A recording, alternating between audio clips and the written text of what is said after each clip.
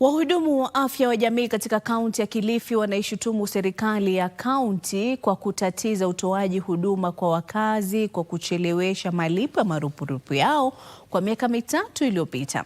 Kwenye kikao na wanahabari mjini Kilifi, wahudumu hao walidai kucheleweshwa kwa mishahara yao kumetatiza juhudi za kuwafikia wagonjwa walio katika maeneo ya mbali.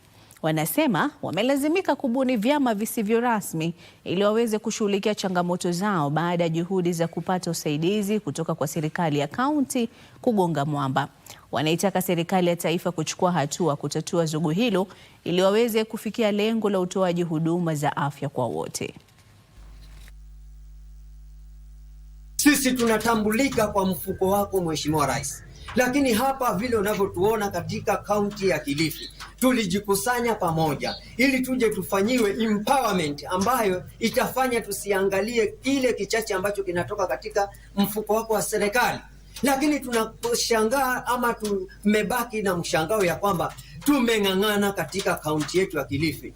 Wabunge wetu tumewafuata, viongozi wote ikiwemo hata gavana tumewaomba tuwe na mkutano, tuketi meza moja kama vile ulivyofanya Nairobi. Wale CHPs wa Nairobi wakafurahi, maana uliwapa wakati ukawasikiza. Vile vile tumeona juzi katika summit umeita CHPs ukawaika katika meza yako, unatembea na wao mguu kwa mguu. Lakini mbona isifanyike katika kaunti zetu?